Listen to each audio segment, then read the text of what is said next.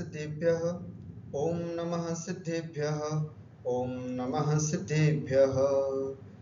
नमो अरिहन्ताणं नमो सिद्धाणं नमो आयिरीयाणं नमो उवज्झायाणं नमो लोये सव्वसाहोणम्। यस्य स्वयं स्वभावाप्तिरभावे कृत्स्नकर्मणः तस्मै संज्ञानरूपाय नमोस्तु परमात्मने। बोलिए अनंत अनंत सिद्ध परमेष्ठी भगवान की जय। देवादिदेव 1008 चिंतामणि पार्श्वनाथ भगवान की जय। संत शिरोमणि 108 आचार्य गुरुवर विद्यासागर जी महाराज जी की जय। जगत पूज्य निर्यापक मुनि मुनि पंगव 108 गुरुवर श्री सुधा सागर जी महाराज जी की जय। समस्त मुनि संघ की जय। द्वादशंग जनवाणी माता की जय। द्वादश वर्षीय श्रवण संस्कृति स्वाध्याय पाठ्यक्रम की द्वितीय वर्षीय पाठ्यक्रम में आप सभी महानुभावों का मैं हार्दिक अभिनंदन और स्वागत करता हूं। विषय चल रहा है हमारा इष्टोपदेश, जिसमें अभी तक हमने 29 श्लोक पढ़ लिए हैं। पिछली 9 कक्षाओं में हमने 29 श्लोक पढ़ लिए हैं। पिछली कक्षा में अंतिम श्लोक था न मे मृत्यु कुतो भीतिर् न मे व्याधि कुतो व्यथा नाहं बालो न वृद्धोहं न युवैतानि पुद्गले। अर्थात न मे मृत्यु, ज्ञानी जीव कहता है कि न तो मेरी मृत्यु होती है, न तो आत्मा, मैं माने आत्मा, न तो मुझ आत्मा की मृत्यु होती है, न मैं व्याधि और न ही मुझे किसी भी प्रकार की व्याधि अथवा बीमारी होती है। बहुत सुंदर कारिका थी। आत्मचिंतन करने के लिए ये कारिकाएं बहुत अच्छी हैं। ये श्लोक बहुत सुंदर है। ना हम बालो न वृद्धो हम, न मैं किसी भी प्रकार का बालक हूँ, न वृद्ध हूँ, न युवा हूँ। एतानि पुद्गले, ये सब तो पुद्गल में पाई जाती है। ये सब अवस्थाएं, किसी का नाम रखना पुद्गल का है, किसी के अवस्थाओं को द्योतित करना कि ये बूढ़ा है, ये जवान है, ये बच्चा है, ये भी पौद्गलिक परिणति है ना। इसकी मृत्यु हो गई, ये जीवित हो गया, इसको व्याधि हो गई। कौन किसको व्याधि होती है? सब पुद्गल को होती, सब शरीर को होती। मुझ चैतन्य आत्मा को इस तरह की कोई परिणति नहीं होती है। ऐसी सुंदर सी गाथा हमने पिछली कक्षा में पढ़ी थी। अब यहाँ पर शिष्य कहता है गुरुजी से कि ज्ञानी की अनासक्त बुद्धि कैसी होती है। ज्ञानी का मतलब यहाँ पर सम्यक दृष्टि, जिसको सम्यक ज्ञान है, ऐसा ज्ञानी व्यक्ति, उसकी अनासक्त बुद्धि कैसी होती है, वो किस तरह से अनासक्त भाव सभी पदार्थों के प्रति लाता है। ऐसा क्या सोचता है ज्ञानी जीव जिससे कि वो ज्ञानी है और अज्ञानी है। ऐसा क्या विचार करता है ज्ञानी जीव जिसके हर कार्य से, है ना, हर कार्य से पुण्यबंध होता है। तो आइए विचार करते हैं ज्ञानी की सोच कैसी होती, ज्ञानी का चिंतन कैसा होता है पर पदार्थों को लेकर के। बहुत सुंदर सी कारिका है, देखते हैं। देखिए, ज्ञानी की अनासक्त बुद्धि, अर्थात ज्ञानी किस तरह से पदार्थों में अनासक्त भाव रखता है। भुक्तोज्झिता मुहुर्मोहन् मया सर्वेऽपि पुद्गलाः उच्छिष्टेष्विव तेष्वद्य मम विज्ञस्य का स्पृहा। फिर से एक बार, भुक्तोज्जिता मुहुर्मोहन् मया सर्वेऽपि पुद्गलाः उच्छिष्टेष्विव तेष्वद्य, ध्यान से, उच्छिष्टेष्विव उच्छिष्टेष्विव तेष्वद्य मम विज्ञस्य का स्पृहा। ऐसे अर्थ देखें, बहुत सुंदर कारिका है। एक ज्ञानी जीव किस तरह से सभी पदार्थों के प्रति अपनी अनासक्त बुद्धि बनाता है, कैसा विचार है। हम भी ज्ञानी हैं, हमें भी अपनी सोच इसी तरह बनानी चाहिए। इसके लिए अच्छे से समझना इस कार्य को। क्या कहा? भुक्तोज्जिता, भुक्त माने भोगा, भोग करके, उज्जिता छोड़ दिया। भुक्तोज्जिता, भुक्त उज्जित, भुक्त माने भोग करके, उज्जित माने छोड़ दिया। मुहुर, मुहुर माने बार बार, कई बार। मुहुर, ये र पहले बोलेंगे। मुहुर माने बार बार, कई बार, है ना। मुहुर। मोहान, मोहान माने इसको पंचमी एक वचन है, न त बन जाएगा। मोहात, मोह से, मया मेरे द्वारा अथवा मैंने, है ना, मेरे द्वारा। सर्वेपि सभी, पुद्गलाः पुद्गल, सर्वेपि पुद्गलाः सभी पुद्गल, मया मेरे द्वारा या मैंने, मोहात मोह से, राग द्वेष मोह से अथवा मोहनीय कर्म से, मुहुर बार बार, भुक्त भोगा, उज्जित और त्यागा। सर्वे भी पुद्गल, सर्वे भी पुद्गलाः सभी पुद्गल, मैंने इस मोह के कारण, मोहनीय कर्म के कारण, उनके प्रति आसक्ति के कारण बार बार इनको भोगा और छोड़ा। जितने भी पदार्थ दुनिया में दिखाई दे रहे हैं, उन सभी पदार्थों को, इसीलिए लिखा ना सर्वे भी पुद्गलाः, सभी पुद्गल, सभी पदार्थ। पुद्गल का मतलब यहां पर लेना, जितनी भी वस्तुएं हमें अपनी आंखों से दिखाई दे रही हैं, वे सब पुद्गल हैं, सब पुद्गल। ऐसे सभी पुद्गलों को मैंने कई बार भोगा और छोड़ दिया, भोगा और छोड़ दिया, भोगा और छोड़ दिया। और आगे क्या कह रहे हैं? उच्छिष्टेषु, संधि विच्छेद कर रहा हूं, उच्छिष्टेषु, उच्छिष्टेषु माने छोड़े गए पदार्थ में, उच्छिष्टेषु अर्थात उच्छिष्ट के समान, जूठन की तरह, जूठन के समान, तेषु उन पदार्थों में, उन पुद्गलों में, मम विज्ञस्य मुझ ज्ञानी की, का स्पृहा भला कैसी उसके प्रति अभिलाषा। उच्छिष्टेषु तेषु छोड़े गए उन पदार्थों के प्रति, जूठन किए गए उन पदार्थों के प्रति, अद्य आज, मम विज्ञस्य मुझ ज्ञानी की भला, का स्पृहा कैसी स्पृहा। कितनी सुंदर बात की। एक बार फिर से ध्यान से देखें।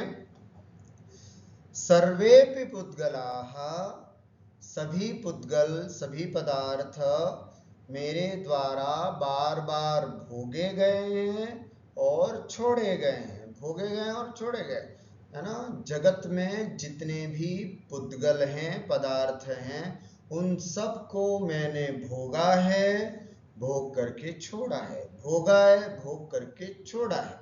अब जो वस्तु एक बार छोड़ दी जाती है, एक बार, है ना, वो एक तरह से उच्छिष्ट हो जाती है, जूठन हो जाती है, तो ज्ञानी जीव कहता है ऐसे तेषु उच्छिष्टेषु, उस उच्छिष्ट पदार्थों में भला, मम विज्ञस्य मुझ ज्ञानी की, का स्पृहा किस तरह की अभिलाषा। जो पदार्थ एक बार छूट जाता है, अपन सब देखते हैं संसार में, एक बार जब हम किसी वस्तु का त्याग कर देते हैं, मान लीजिए कुछ कपड़े हैं, हमने कपड़े पहन करके छोड़ दिए, है ना, उसको एक तरह से कहीं और रख दिया, अब हमारी उसके प्रति स्पृहा नहीं होती है।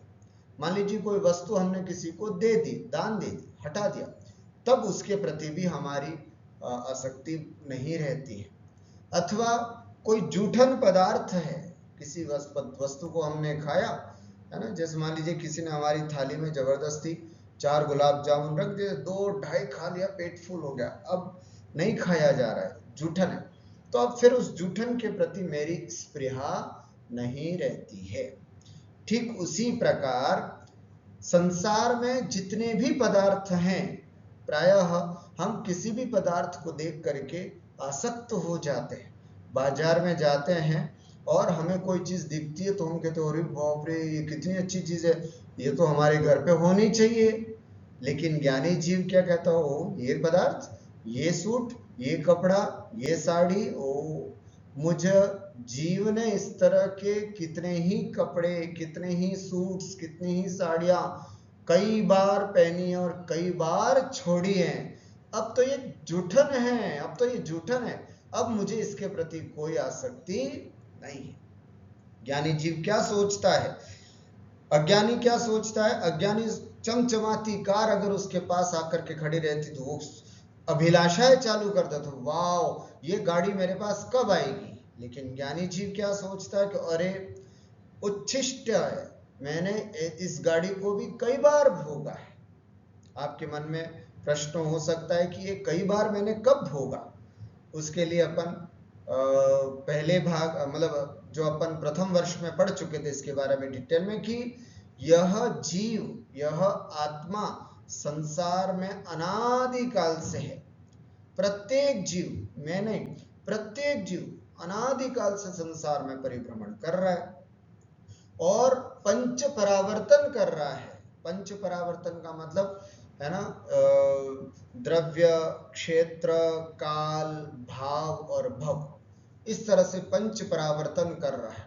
ऐसा कोई द्रव्य, समझना, पूरा डिटेल से तो पंच परावर्तन अभी नहीं समझेंगे, लेकिन एक संक्षिप्त में फिर से समझा देता हूं। द्रव्य परावर्तन का मतलब है कि ऐसा कोई द्रव्य, ऐसा कोई पदार्थ दुनिया में नहीं है, है ना, ऐसा कोई कार्बन वर्गणा नहीं है जिसको आज तक इस जीव ने नहीं भोगा। द्रव्य।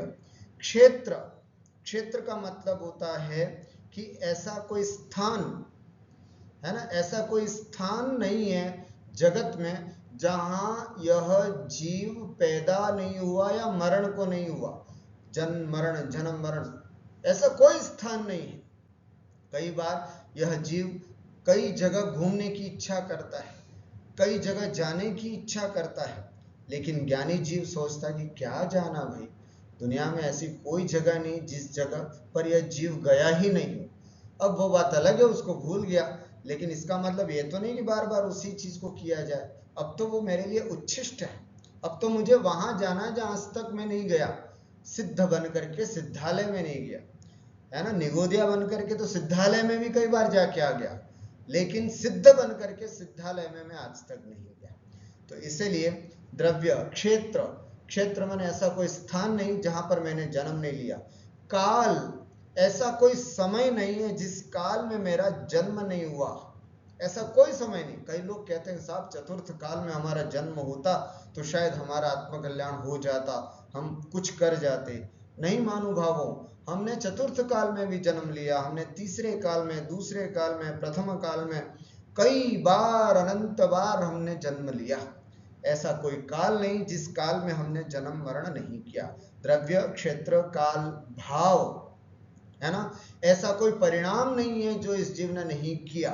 तीव्र से तीव्रतम परिणाम और मंद से मंदतम परिणाम भी इस जीव ने किए हैं। तो इसलिए भाव, और उसके बाद है भव, है ना, और ऐसा कोई पर्याय नहीं है जिस पर्याय को इस जीव ने प्राप्त नहीं किया। तो इस तरह से पंच परावर्तन करके इस जीव ने संसार के प्रत्येक पदार्थ को, प्रत्येक पुद्गल को कई बार भोगा है, भोग करके बार बार छोड़ा है। भोग करके छोड़ा है। अब ऐसे उस उच्छिष्ट पदार्थों के प्रति, उस जूठन पदार्थों के प्रति भला मुझ ज्ञानी की कैसी स्पृहा हो सकती है, कैसी अभिलाषा हो सकती है, कैसी उसके प्रति चाह हो सकती है। इस तरह का यह सुंदर भाव इस श्लोक में हमने देखा। आइए अब शिष्य पूछता है, जीव और पुद्गल दोनों अपना प्रभाव कैसे बढ़ाते हैं, है ना। ये जीव अपना प्रभाव कैसे बढ़ाता है, पुद्गल अपना प्रभाव कैसे बढ़ाता है, इसको हम यहाँ पर अगली कारिका में देखते हैं। ध्यान रखें, जहां जहां पुद्गल शब्द आ रहा है उससे सब चीज ग्रहण करना। पुद्गल का यह शरीर भी पुद्गल है, कार्मण वर्गणाएं भी पुद्गल हैं, है ना, और बाकी सब, बाकी दिखाई देने वाला जितना भी वस्तु है वो सब पुद्गल जानना चाहिए। तो एक जीव और एक पुद्गल दोनों में एक प्रतिस्पर्धा चलती है, तो दोनों अपना प्रभाव कैसे बढ़ाते हैं अगली कारिका में हम आपको दिखाते हैं। हिताबंधी जीवो जीव हितस्पृह स्व स्व प्रभाव भूयस्त्वे स्वार्थम को वा न वंछति। फिर से, कर्म कर्म हिताबंधी जीवो जीव हितस्पृह स्व स्व प्रभाव भूयस्त्वे स्वार्थम को वा न वंछति। क्या कह रहे हैं, कर्म कर्म हिताबंधी, कर्म जो होता है, पौद्गलिक कार्मण वर्गणाएं जो हैं वो क्या करती हैं, कर्म हिताबंधी, कर्म के हित का बंध करने वाली होती है। ध्यान से सुनना, बहुत सुंदर कारिका है। कर्म कर्म हिताबंधी, कर्म जो है वो अपने जैसे और कर्मों के हित का बंध कराती है, उनका हित बांधती है। आओ तुम भी आ जाओ, और जितनी भी आ सकती है आ जाओ। एक कार्मण वर्गणा क्या सोचती हैं, हमारी आत्मा से चिपकी हुई कार्मण वर्गणाएं क्या सोचती हैं, और कार्मण वर्गणाओं को बुलाती हैं, आ जाओ, आप भी आ जाओ, आप भी आ जाओ। अर्थात कार्मण वर्गणाएं कर्मों का ही, हमारे कर्म जो हैं, है ना, जो कर्म हमारे आत्मा से चिपके हुए जो ज्ञानावरणादि कर्म जो हैं, वे कर्म किसका हित सोचेंगे, कर्मों का ही, पौद्गलिक कर्मों का ही हित सोचेंगे, आत्मा का नहीं। ध्यान से सुनना, बंधे हुए कर्म जो भी हमारे आत्मा के साथ हैं, दिन रात रहते हैं, वो आत्मा का हित नहीं सोचेंगे। वो कर्म क्या करेंगे, कर्म हिताबंधी, और कर्मों के ही हित को चाहेंगे, कर्मों के ही हित का बंधन करेंगे, और कर्मों को बढ़ाएंगे, अपनी पार्टी के लोगों को और खींचेंगे और अपने पास रखेंगे। और दूसरी बात, जीवो जीव हितस्पृह, लो साहब, जीव भी कम थोड़ी है, आत्मा भी कम थोड़ी है। वो क्या करेगी, जीव जो है वो जीव का, है ना, आत्मा का जिसमें कल्याण हो, है ना, जीव हित, आत्महित स्पृह, आत्मा के हित को चाहता है। जीव क्या करता है, आत्मा के हित को चाहता है। कर्म क्या चाहता है, कर्मों के हित को चाहता है, कर्मों के हित को बांधता है। कितनी सुंदर बात। कर्म अपनी पार्टी के लोगों को बुलाएगा और कार्मण वर्गणाओं को बुलाएगा, आ जाओ आ जाओ आ जाओ, और जितनी आ सकती हो आ जाओ। और जीव के हित की इच्छा करता है। देखो कैसे दोनों में प्रतिस्पर्धा होती है ना।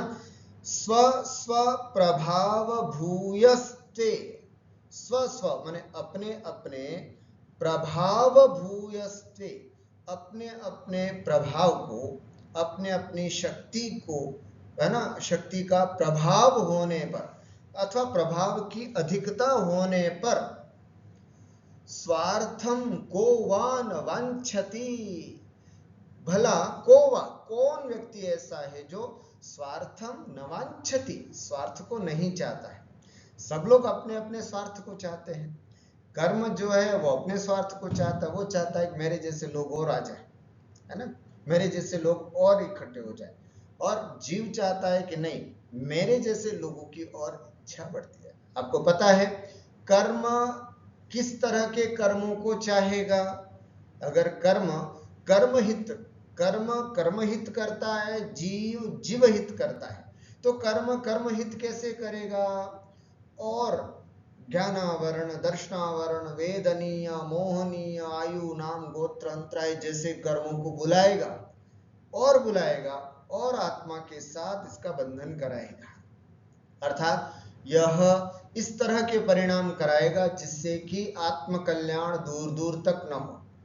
ये जीव को इस तरह के परिणाम करवाएगा, इस तरह को उलझा रखेगा कि वो किसी भी तरह से, है ना, मतलब इतना हावी हो जाता है इस जीव पर ये कर्म कि उसको अपनी तो सोचने ही नहीं देता, और अपनी ओर ही आकर्षित किए रखता, अपनी ओर ही खींचे रखता है। इसी कारण से हम सुबह से लेकर के रात तक कर्मों के वशीभूत होकर के तो घूमते हैं। कैसे कर्मों के वशीभूत होकर के घूमते हैं? क्योंकि कर्म जो हैं वे मुख्य रूप से मोहनीय कर्म, और मोहनीय कर्म हमें पंचेंद्रिय विषयों में उलझा रखता है। और आप देखते हैं हमारे अपने समय सारणी को, तो सुबह से लेकर के रात तक हम अपने पंचेंद्रिय विषयों को पूरा करने में ही तो लगे रहते हैं, पंचेंद्रिय विषयों को पूरा करने में ही लगे रहते हैं। तो इस तरह से कर्म जो है वो अपनी कर्म संतति को ही बढ़ाए रखा है और कर्मों को ही बुला रहा है। और जीवहित चाहता है। जीवहित क्या होता है? आत्म कल्याण किस में होता है? तो कहते हैं आत्म कल्याण है सामायिक करने में, आत्म कल्याण है व्रतों को धारण करने में, आत्म कल्याण है स्वाध्याय करने में, आत्म कल्याण है ध्यान करने में, इन सब में आत्मा का कल्याण है। तो अब समझने की बात यहाँ पर एक विशेष रूप से कहूंगा कि हम जब अपने कर्मों को चाहने में, अपने कर्मों वाली पार्टी को ही बुलाने में लगा रहता है, तो फिर हम आत्म कल्याण कब करें? हम आत्म कल्याण कब कर सकते हैं? फिर इसके लिए एक सुंदर सा उदाहरण मैं आपको दूंगा, उससे आपको बात समझ में आएगी। एक माँ होती है, उसका छोटा सा बच्चा होता है ना, 6-7-8 महीने का बच्चा, छोटा सा। अब वो उसके पीछे ही अपना दिन भर लगी रहती है, लेकिन फिर भी वो घर का काम भी करती है, ऐसा नहीं कि घर का काम नहीं करती। तो कैसे करती है वो जब सो जाता है बेबी छोटा, है ना, जब वो सो जाता है तो फिर फटाफट अपने काम कर लेते, जल्दी जल्दी खाना बनाने का टाइम हो गया, वो सोया हुआ है अभी, मैं फटाफट काम कर लेती, वो जब तक सोया तब तक मैं कपड़े धो लेती हूँ। इस तरह से माँ जो है वो कई तरह के विकल्प की, अब ये इतने से इतने सोएगा तब मैं ये कर लूँ, जब इतने से इतने सोए तब मैं ये कर लूँगी। बस जिस तरह से एक बालक के सोने पर माँ अपने सभी काम कर लिया करती है, उसी प्रकार कर्म जब सोते हैं, ऐसा नहीं कि कर्मों सोते नहीं, कर्म की शांति नहीं होती, कर्म सोते हैं का मतलब जब परिणाम, आत्म परिणाम बिल्कुल शांत रहते हैं, कोई ज्यादा गुस्सा वाली बात नहीं होती है, हम कहीं स्वाध्याय सभा में बैठे होते हैं तब परिणाम बहुत अच्छे होते हैं, कर्मों का कोई तीव्र उदय नहीं होता है, हम कहीं स्वाध्याय कर रहे हो, कहीं सभा मंडप में बैठे हो, किसी के उपकार में लगे हुए हो, अर्थात जब हमारे परिणाम शांत होते हैं, बस उसी समय हमें आत्मा का कल्याण कर लेना चाहिए। इसलिए तो कहते हैं कि मंदिर जाने से क्या फायदा, स्वाध्याय करने से क्या फायदा, गुरुजनों के पास जाने से क्या फायदा? यही फायदा है उस समय, या फिर 10 लक्षण आने पर क्या फायदा, अष्टानिका आने पर क्या फायदा, वे अष्टानिका चल रही, इन सब के होने से क्या फायदा है? यही फायदा है कि इस समय हमारी कषाएं जो हैं वे मंद हो जाती हैं, और जब कषाएं मंद होती हैं तो जीव को चाहिए कि वो फटाफट अपने काम की सिद्धि कर ले। तो ऐसे में ये कार्य हो सकता है, अन्यथा कर्म जब अपना हावी रहता है तब तो हम कुछ भी काम नहीं कर सकते हैं। इसलिए यहाँ पर क्या है, सभी अपना प्रभाव बढ़ाने में लगे रहते हैं, कर्म जो है वो अपने कर्मों के हितों को बांधने में लगा रहता है और जीव जो है वो जीव के हित का हम क्या चाहेंगे, मैं जीव हूं तो मैं कोशिश करूंगा कि मैं भी अपना आत्महित करूं, अपना आत्म कल्याण करूं। और जब जब ऐसा अवसर मिले कि जब कर्मों की मंदता, ध्यान से सुनना, कर्मों की तीव्रता और कर्मों की मंदता, जब कर्मों की तीव्रता होती हो तो व्यक्ति को धर्म नहीं सूझता, स्वाध्याय नहीं सूझता, है ना, और व्रतोपवास नहीं सूझते। जब कर्मों का तीव्र उदय होता है और कर्मों का जब मंद उदय होता है तो उसको जाप करने का सूझता है, उसको सामायिक करने का भाव होता है, उसको ध्यान करने का भाव आता है, दर्शन करने का भाव आता है। ये सब कषायों की मंदता के होने पर आता है। तो इसलिए जब जब कषायों की मंदता हो उस समय जबरदस्ती अपने उपयोग को मोबाइल पर, टीवी पर, है ना, और जगह न लगा करके आत्मचिंतन में लगाना चाहिए, ध्यान में लगाना चाहिए, स्वाध्याय में लगाना चाहिए, पूजन में लगाना चाहिए, जब हमारे कर्मों जब हमारी कषायों की मंदता हो। तो इस तरह से एक बार फिर से देख लें, कर्म कर्म हिताबंधी, कर्म जो होते हैं ज्ञानावरणादि, वे कर्मों के हित को बांधते हैं, है ना, सभी कर्मों के ही बांधता है। कर्म अपने हित रूप साथी कर्मों को ही बांधता है। और जीव जो है वो जीवहित प्रिय, अर्थात अपने आत्मा के हित की इच्छा करता है। स्व स्व प्रभाव भूयस्त्वे, और ये सब क्यों होता है, अपने अपने शक्तिशाली प्रभाव के होने पर, है ना, अपने अपने व्यक्ति, जैसे कभी देखा होगा कोई अपना व्यक्ति मंत्री बन जाता है तो व्यक्ति फिर उससे बहुत सारे काम सधा लेता है। जब कोई व्यक्ति अपना व्यक्ति, है ना, कहीं कहीं पर भी हो, है ना, तो उससे अपना काम निकाल लेता है या अपने लोगों के काम व्यक्ति कर लिया करता। तो यहाँ पर भी वही बात है कि जब कर्म हावी होते हैं तो कर्मों को ही बुलाते हैं, और जब जीव हावी होता है तो वो जीव के अनुकूल परिणाम करता है। ऐसा क्यों? तो आचार्य पूज्यपाद स्वामी कहते हैं, स्वार्थम को वान वंछति, ऐसा कौन है जो स्वार्थ को नहीं चाहता। जब कर्म अपना स्वार्थ चाहते हैं तो जीव भी अपना स्वार्थ चाहता है। इसलिए जीव, लेकिन हमारे लिए यहाँ पर जीव का स्वार्थ चाहना ठीक है। अगर जीव अपना अर्थ कल्याण चाहता है तो उसी में ही अपना कल्याण है, हमारी भलाई है। इसलिए जब भी कषायों का, कर्मों का मंद उदय हो तभी हमें अपना आत्म कल्याण का विचार करना चाहिए। इस तरह से हमने इस कारिका का अर्थ समझा। हमारे लिए अब गुरु का क्या उपदेश है, गुरु जी हमारे लिए क्या उपदेश देते हैं, इसको हम अगली कारिका में देखते हैं। देखें, आत्मोपकारी बनने का उपदेश दे रहे हैं, कितनी सुंदर बात। अब देखो, जब जीवो जीव हितस्प्रिय, जीव का कल्याण चाहे, बस खत्म। तुम जीव हो, तुम अपना कल्याण करो ना, तुम अपना भी अच्छी बातें करो, तुम अपने प्रोग्रेस की भी कुछ सोच लिया करो, हमेशा तुम दूसरों की सोचते हो। तो वही गुरुजी भी उपदेश दे रहे हैं यहाँ पर, आत्मोपकारी बने, है ना। बहुत सुंदर कारिका है, देखे, परोपकृति मुत्सृज्य स्वोपकार परो भव, उपकुर्वन् परस्याज्ञो दृश्यमानस्य लोकवत्। परोपकृति मुत्सृज्य स्वोपकार परो भव, उपकुर्वन् परस्याज्ञो दृश्यमानस्य लोकवत्।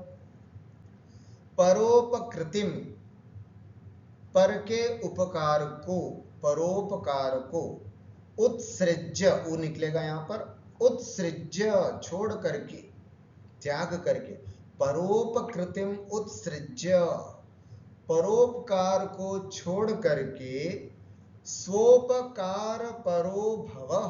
क्या बात है, आचार्य क्या उपदेश दे रहे हैं। स्वोपकार परः, अपने उपकार करने में तत्पर भव, हो जाओ। दूसरों के उपकार को छोड़ करके अपना उपकार करने में तत्पर हो जाओ, अपने उपकार की सोचो।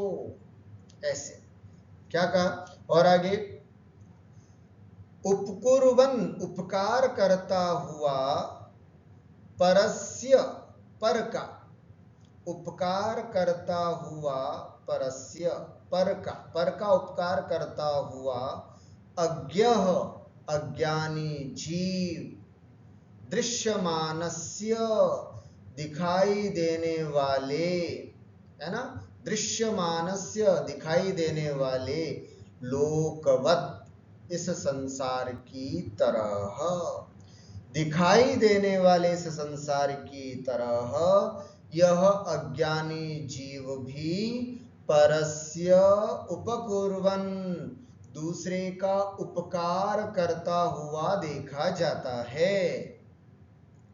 दृश्यमानस्य लोकवत दिखाई देने वाले इस लोक की तरह, है ना, जैसे लोक में देखा जाता है वैसे ही, अथवा लोक जो है इस लोक की तरह एक अज्ञानी जीव क्या करता है ना, परस्य उपकुर्वन्, परस्य उपकुर्वन् दूसरे का उपकार करता हुआ दिखाई देता है। इसलिए ऐसे अज्ञानी जीवों को सावधान करते हुए आचार्य हमको उपदेश दे रहे हैं, परोपकृतिमुत्सृज्य दूसरों का उपकार छोड़ करके स्वोपकार परः अपने उपकार करने में, परः माने तत्पर, भव हो जाओ, अपना उपकार, अपना कल्याण, आत्महित, आदहिदम कादव्वम, साफ लिखा है कि आत्महित करना चाहिए, सब कुछ छोड़ करके जीव को अपना आत्म कल्याण करना चाहिए। आप सोचेंगे कि साहब परोपकार करना तो अच्छी बात है, लेकिन यहां पर आचार्य कैसे ये कह रहे हैं कि परोपकार छोड़ दो। ध्यान से देखना, यहां परोपकार का मतलब वो परोपकार नहीं है जो हम फुटपाथ पर बैठे हुए गरीबों को कंबल बांट रहे हैं। यहाँ उस परोपकार की भी बात नहीं हो रही है जो किसी एक्सीडेंट में, है ना, मृत्यु से जूझ रहे व्यक्ति को मैंने रक्तदान दे दिया, परोपकार कर दिया, है ना। यहाँ उस परोपकार की भी बात नहीं है किसी भूखे को मैंने रोटी खिला दी, ये उस परोपकार को का विरोध नहीं किया जा रहा है, वो वाली बात नहीं। यहाँ पर और स्व बहुत गहरा अर्थ है। हम अध्यात्म पढ़ रहे हैं, हम इष्टोपदेश पढ़ रहे हैं, उसकी गहराई को समझना होगा। यहाँ पर का मतलब होता है आत्मा के अतिरिक्त सब पर है, स्व का मतलब होता है आत्मा, और पर का मतलब है आत्मा के अतिरिक्त सब। कौन सब? शरीर भी पर हो गया। लो साहब, सुबह अगर मैं उठ करके ब्रश कर रहा हूं तो क्या कर रहा हूं? परोपकार कर रहा हूं। अगर मैं सुबह उठ करके स्नान कर रहा हूं तो क्या कर रहा हूं? परोपकार कर रहा हूं। अगर मैं भोजन कर रहा हूं तो क्या कर रहा हूं? परोपकार कर रहा हूं। हाँ, मैं यदि पूजन कर रहा हूं मन लगा करके बिल्कुल आंख बंद करके भगवान की चेहरा, भगवान की मूर्ति को देख करके अगर मैं पूजन कर रहा हूं तो समझना मैं स्वोपकार कर रहा हूं। अगर मैं सामायिक कर रहा हूं तो समझना मैं अपना उपकार कर रहा हूं। लेकिन, है ना, बाकी सब चीजें, मैं अगर व्यायाम कर रहा हूं तो परोपकार, ये देखो शरीर की बात मैंने परोपकार बता दी, बाकी सब तो परोपकार है ही, सब परोपकार, बाकी सब दूसरे का है उपकार। यदि हम अपने शरीर को तो छोड़ो, हम अपने बच्चों को पढ़ा लिखा रहे हैं, परोपकार। यदि हम अपने परिवार में किसी का कोई कार्य, जैसे माता बहनें घर में रोटी बनाती हैं, परोपकार, है ना, घर में भाई लोग कमा करके लाते और परिवार को चला रहे हैं, सब परोपकार है, ये सब परोपकार। इसलिए यहां पर आचार्य आखिर हमें क्या उपदेश दे रहे हैं? परोपकृतिमुत्सृज्य, एक सीमा होनी चाहिए दूसरे का उपकार करने की, एक सीमा होनी चाहिए। जब हमारे अपने बच्चे बड़े हो गए, उनका विवाह हो गया, सेटल्ड हो गए, बस उसके बाद परोपकार करना छोड़ दीजिए, छोड़ देना चाहिए। फिर हमें आत्म कल्याण का विचार करना चाहिए, है ना। बिल्कुल 60 साल 65 साल के बाद हमें 24 आवर्स में से लगभग 15 घंटे 18 घंटे केवल आत्म कल्याण के बारे में सोचना चाहिए, आत्म कल्याण के बारे में। और बनाओ अच्छा टाइम टेबल, क्या दिक्कत है? कैसे आत्म कल्याण करें? हमारा मन नहीं लगता इसके लिए, तो हम क्या करें? करें ना, क्यों नहीं करें? सुबह सुबह उठ करके ध्यान करने का भाव करें, सामायिक करने का भाव करें, माला जपने का। कई लोगों को माला में मन लगता है बहुत अच्छा, तो माला जपें, कोई दिक्कत नहीं है ना। पूजन करें, अभिषेक पूजन करें, उसके बाद फिर है ना घर आए या मंदिर में बैठ करके स्वाध्याय करें। मतलब जितना अपन समय का उपयोग कर सकते हैं उतना करें।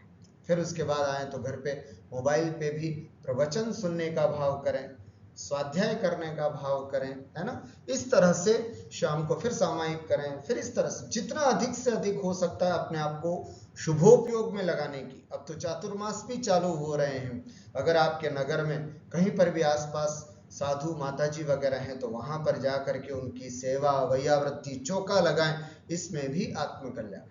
तो इस तरह का भाव यहाँ पर बताया है ना। प्रायः व्यक्ति दूसरों का उपकार करता हुआ देखा जाता है, लेकिन अपनी तरफ झांक करके भी नहीं देखता है। आचार्य कहते हैं दुनिया को मत जानो। जो व्यक्ति दुनिया को जानने में लगा है वो कभी भी अपने आप को नहीं जान पाया। हम मोबाइल के द्वारा हमेशा हर वस्तु जानने की कोशिश करते हैं। एक छोटी सी भी रील चालू कर दी, अगर हम इंस्टाग्राम पर बैठ गए या फेसबुक पर बैठ गए, तो बस एक चीज ऐसी आती है, फिर उसके बाद देखते जाते हैं। अरे भाई इससे क्या होगा, है ना। कोई अपना कल्याण नहीं होने वाला है इन सब चीजों में। आत्मा का कल्याण केवल आत्मचिंतन से होगा, आत्मचिंतन से।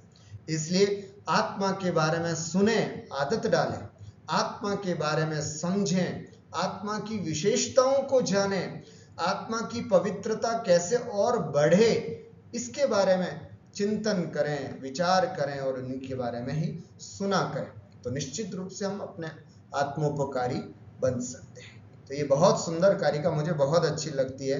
परोपकृतिमुत्सृज्य, पर का उपकार छोड़ करके स्वोपकार परो भव, अपने आत्म कल्याण करने में तत्पर हो जाओ, है ना।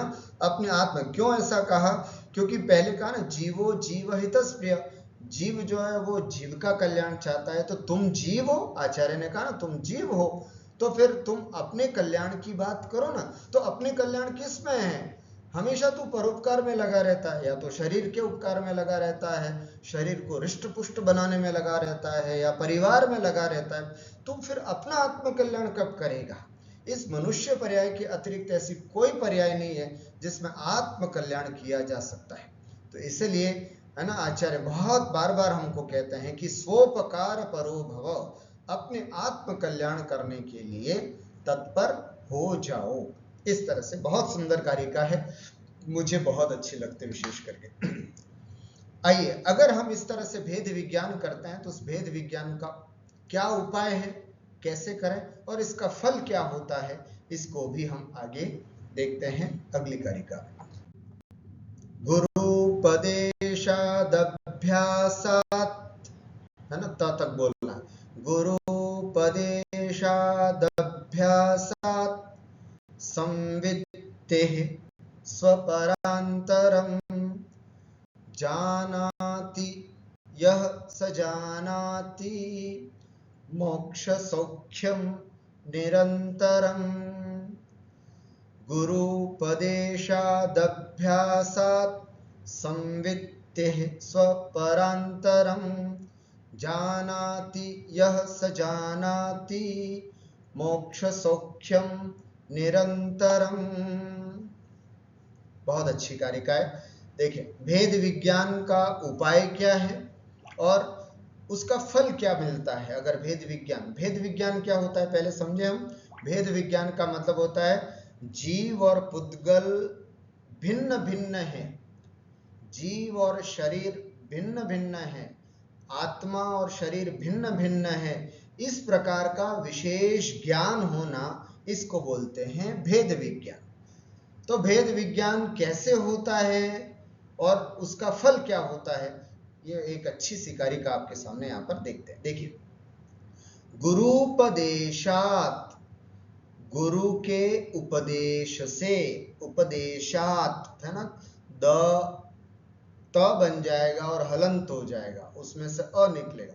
गुरुपदेशात माने यहां देख सकते हैं गुरु के उपदेश से, और अभ्यासात अभ्यास से, और तीसरी चीज संवित्ते है, संवित्ति माने होता है ज्ञान, संवित्ते है। अगर थोड़ी बहुत संस्कृत आप जानते हो तो इसमें पंचमी विभक्ति है तीनों में, गुरुपदेशात पंचमी वचन, अभ्यासात पंचमी, संवित्ते है पंचमी, अर्थात गुरु के प्रवचन से, गुरुओं के उपदेश से, अभ्यास से बार बार आत्मचिंतन आत्मा का अभ्यास करने से, और संवित्ते है और आत्मज्ञान से, स्वपरांतरम स्वपरांतरम, स्वपर, स्व माने आत्मा और पर माने पर, आत्मा में और पर में, अंतरम यह जानाति जो जानता है, यह है ना, यह जो व्यक्ति गुरु के उपदेश से, अभ्यास से या फिर ज्ञान से, है ना, अपने में और दूसरे में अंतर जानता है, यह जानाति स जानाति, वस्तुतः क्या जानता वो, मोक्ष सौख्यम निरंतरम, सह निरंतरम, वो हमेशा मोक्ष सौख्यम, मोक्ष के सुख को जानाति, जानता है। कितनी सुंदर बात है ना। पहले तो भेद विज्ञान होता किससे है, तीन बातें बताई हैं, गुरुपदेशात, गुरु के उपदेश से, है ना। यहाँ पर सम्यक्त्व के उत्पत्ति में 6 कारण बताए जाते हैं, उसमें धर्म श्रवण, जिनबिंब दर्शन, है ना, ये कुछ प्रमुख कारण है हमारे यहाँ पर सम्यक्त्व की उत्पत्ति में। तो धर्म श्रवण, यहाँ पर धर्म श्रवण आता है कि धर्म सुनते हैं, गुरुपदेशात अर्थात गुरु के उपदेश से, है ना, गुरुपदेशात, गुरु के उपदेश से हम भेद विज्ञान कर सकते हैं। अभ्यासात, दूसरा पॉइंट बताया, अभ्यास से, लो साहब, अभ्यास का मतलब हमें अभ्यास करना है, मैं भिन्न हूं, मेरा शरीर भिन्न है, मैं भिन्न हूं, मेरा शरीर भिन्न है, मुझे बुखार नहीं, शरीर को बुखार आया है, शरीर को भूख लग रही है, इस तरह का अभ्यास बिठाना पड़ेगा, अभ्यासात।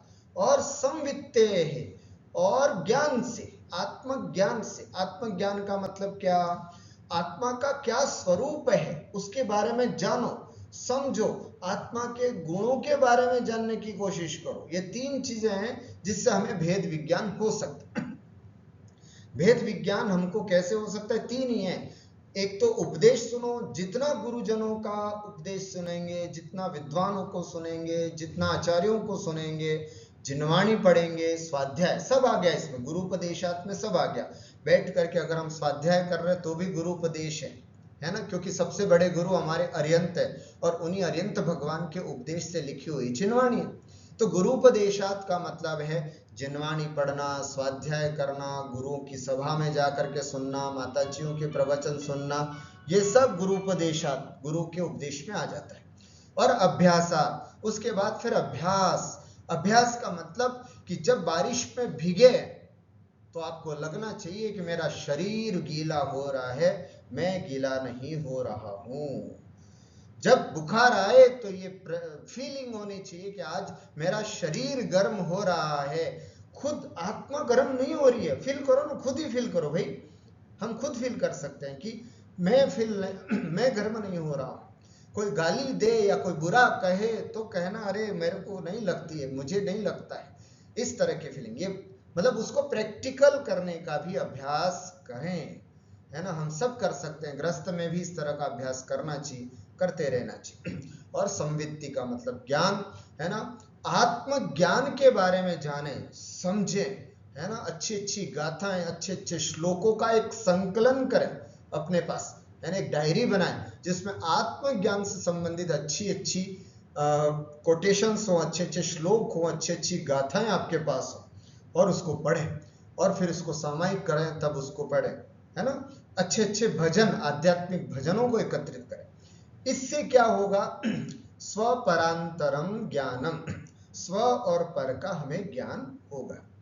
तो ज्ञानी जीव क्या करता है, गुरु के उपदेश से, अभ्यास से और आत्मज्ञान से स्व परांतरम जानाति, स्व और पर में अंतर जानता है कि मैं तो ये हूँ, शरीर पर है, कर्म पर है ना, और सब दृश्यमान जगत मेरे से बिल्कुल भिन्न है।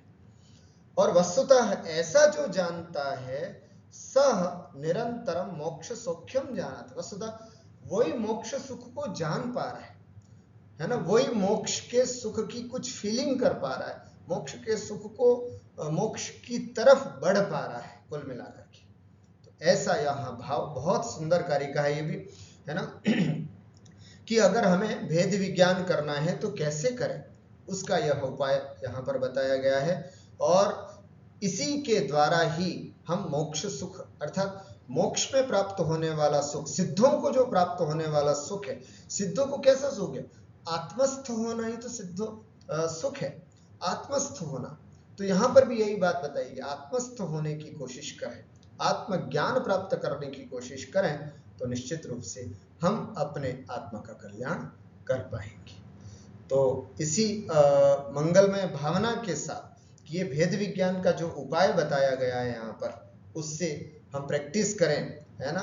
और जितना सुन सकते हैं धर्म की बातों को, जितना अध्यात्म सुन सकते हैं, है ना, उतना सुनने का अभ्यास डालो कानों को, उतना संस्कार सुनने का, अध्यात्म सुनने का अपनी आत्मा को इतने संस्कार डालो, इस भाव में तो ना सही लेकिन अगले भाव में भी, वैसे तो कोशिश करना इस भाव में ही हम कोशिश करें कि हम इसी भाव में आत्म कल्याण करने के लिए महाव्रतों को अंगीकार करें। लेकिन अगर कदाचित नहीं भी कर पाए तो हम अपने आप को इतना संस्कारित करें हैं इन सब अध्यात्म को सुन सुन करके, निश्चित रूप से हमारे अंदर वो संस्कार इतने जागृत होंगे कि हो सकता है हम अगले भाव में 8 वर्ष की उम्र में ही महाव्रतों को अंगीकार कर सकें। इसलिए हम सब यहाँ पर यही भावना करते हैं कि सबको भेद विज्ञान की प्राप्ति हो, है ना, सब लोगों को सम्यक्त्व की प्राप्ति हो, आगे जाकर के रत्नत्रय की प्राप्ति हो, सब जीव मोक्ष सुख को प्राप्त कर अपना कल्याण करें। बोलिए द्वादशांग चिन्हवाणी माता की